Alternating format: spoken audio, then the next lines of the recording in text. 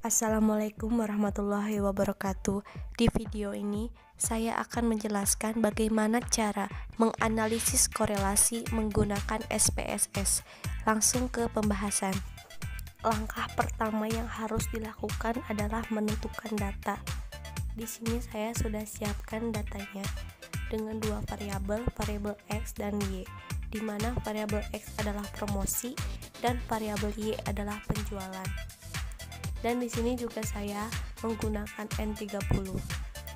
Selain menggunakan SPSS, saya juga menggunakan Microsoft Excel. Tujuannya agar mempermudah ketika memasukkan data. Nah, jadi terlebih dahulu kita buka Microsoft Excel-nya, terus buat bagan seperti yang saya gambarkan. Terus setelah itu blok data yang akan dianalisis, kemudian klik kanan pada mouse dan pilih copy. Langkah selanjutnya, kita buka aplikasi SPSS-nya. Ini merupakan halaman awal saat kita membuka SPSS. Saat ini tampilan berada di data view. Nah, untuk menganalisis, kita pindahkan dulu ke variabel view. Tampilannya sudah berubah. Langkah selanjutnya, isi kolom name pada baris pertama dengan X dan baris kedua dengan Y. Lalu pada kolom label baris pertama promosi dan baris kedua penjualan. Nah, maksudnya di sini itu adalah untuk menentukan variabel X yaitu promosi dan variabel Y yaitu penjualan. Selanjutnya kita pindah lagi ke data view. Nah, di sini variabelnya sudah ada namanya, variabel X dan Y. Lalu posisikan kursor pada kolom X baris pertama. Kemudian klik kanan pada mouse, kemudian pilih paste. Dan data yang tadi disalin dari Microsoft Excel sudah berada di SPSS. Langkah selanjutnya, klik menu pada Analyze, kemudian terdapat beberapa pilihan, pilih korelasi, kemudian pilih bivariate. Nah, maka akan muncul tampilan seperti ini. Lalu langkah selanjutnya, pindahkan variabel promosi dan variabel penjualan dari kiri ke kanan. Ketika sudah dipindahkan, selanjutnya klik OK. Ini merupakan output dari yang kita analisis tadi. Nah, sebelum menjelaskan outputnya, saya akan menjelaskan dulu nilai Pearson correlation-nya, karena ini dapat mempengaruhi hasil dari korelasinya.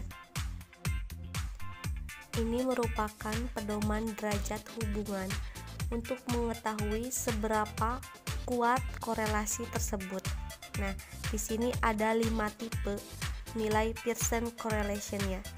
Yang pertama, jika nilai Pearson correlation-nya 0,00 sampai 0,20, artinya tidak ada korelasi.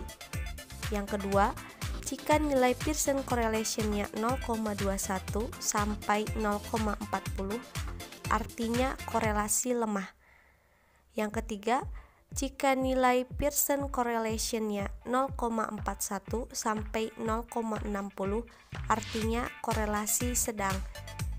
Yang keempat, jika nilai Pearson correlation-nya 0,61 sampai 0,80, artinya korelasi kuat. Dan yang terakhir, jika nilai Pearson correlation-nya 0,81 sampai 1, artinya korelasi tersebut sempurna. Berikut ini kriteria pengujian data. Jika biaya promosi dan hasil penjualan meningkat, maka akan diikuti oleh peningkatan jumlah penjualan dari perusahaan. Dan jika biaya promosi dan hasil penjualan menurun, maka akan diikuti oleh penurunan jumlah penjualan perusahaan. Kembali lagi ke outputnya. Di sini diketahui bahwa nilai R sebesar 0,708 dan tingkat signifikansinya 0,000.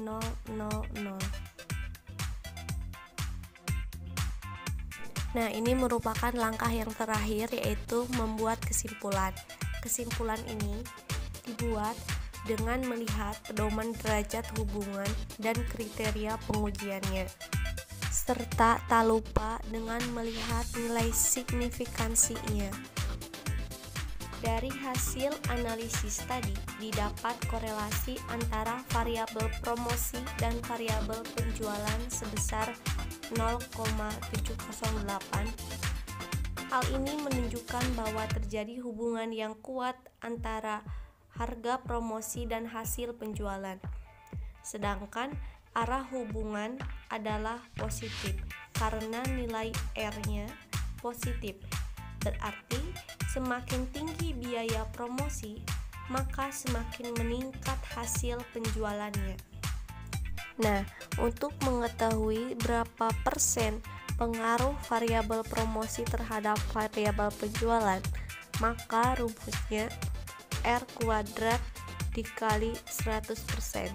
Tadi sudah diketahui nilai R-nya 0,708 dikuadratkan memperoleh hasil 0,501 dikali 100%, sehingga hasilnya 50,1%.